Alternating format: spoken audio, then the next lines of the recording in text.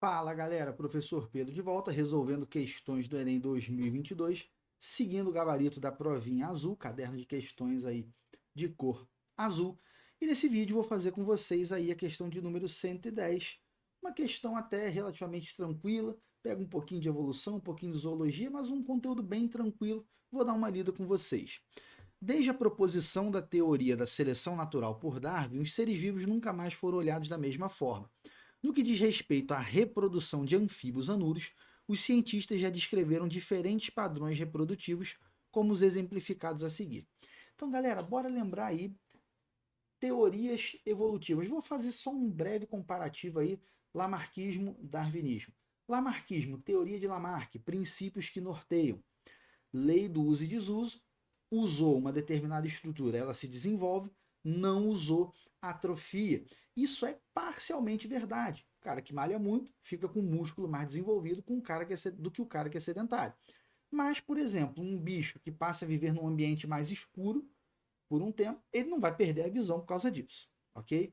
E a transmissão das características adquiridas, ou seja, aquilo que foi adquirido em vida pelo ser será passado aos descendentes.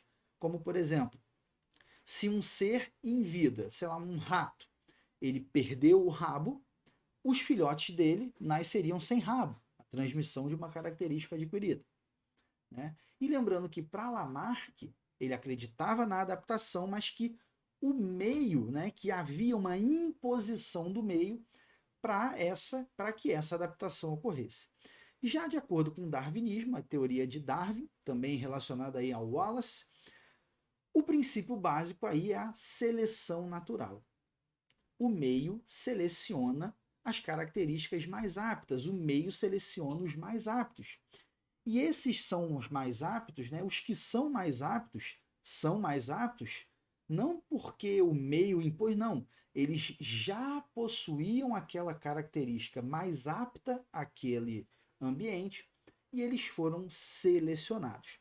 Aí na teoria de Darwin a gente ainda também tem a questão da ancestralidade comum e a adaptação também. Né? Inclusive, galera, é um ponto comum das teorias de Darwin e Lamarck a questão da adaptação. Só que para Lamarck havia uma imposição do meio e para Darwin o meio selecionava, né, aquilo que era mais favorável àquele meio ali, aquele ambiente. E os seres, no caso, que já tinham aquelas características mais favoráveis, eram selecionados, ok? E falando aí dos anfíbios, lembrando aí que os anfíbios anuros são aí sapos, pererecas e rãs. Anfíbios são seres cordados, vertebrados, que têm que viver em ambiente terrestre úmido. Primeiro por conta da reprodução. A fecundação dos anfíbios, ela é em geral uma fecundação externa. São animais dioicos, ou seja, tem macho e tem a fêmea, e a fecundação ela é externa, tá? Ou seja, a fecundação ocorre fora do organismo da fêmea. Ambos liberam os gametas na água, esses gametas têm que se encontrar lá na água para ver a fecundação, beleza? E também por conta da respiração cutânea. Lembra que os anfíbios eles têm pulmões, e pulmão é até uma adaptação para o ambiente terrestre, mas os pulmões dos anfíbios não são lá tão eficientes. Para compensar isso, há a respiração cutânea, troca de gases, né, através da pele.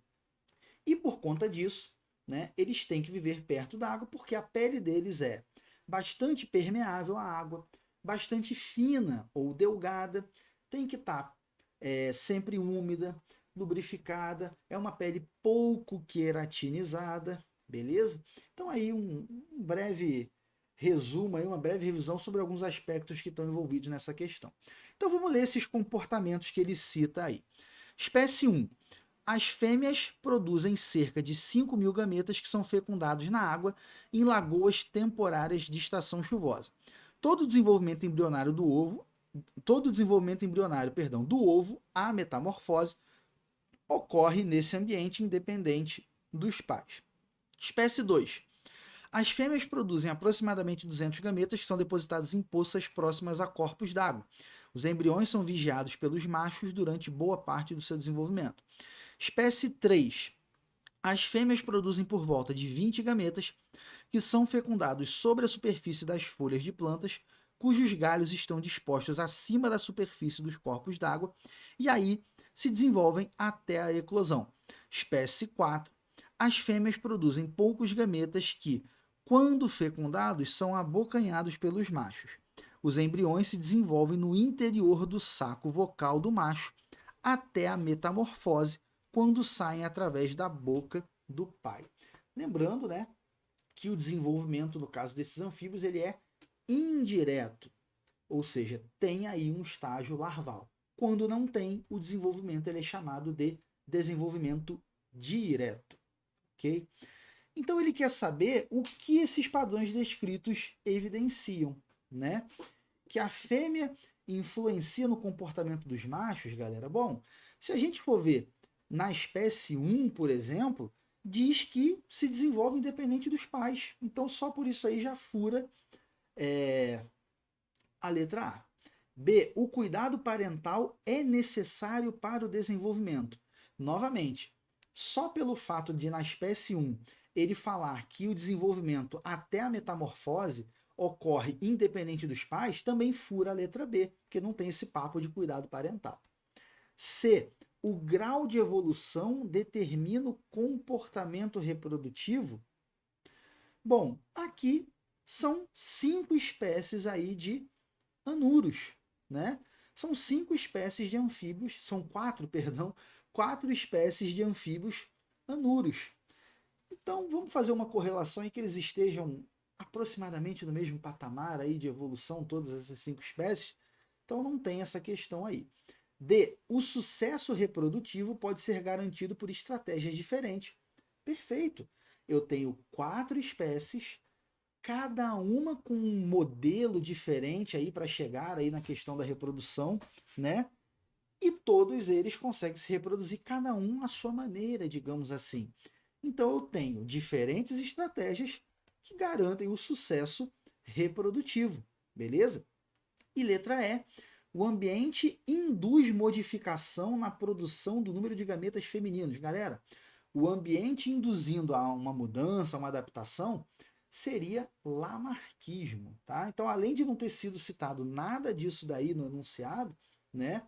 O enunciado ainda fala de Darwin, e essa proposição da letra E é lamarquismo. Então, nosso gabarito aí, letra D de dado. Beleza, pessoal? Vamos ficando por aqui em mais esse vídeo. Não deixe de se inscrever no canal, ativar o sininho, compartilhar esse vídeo com os seus amigos para dar aquela força.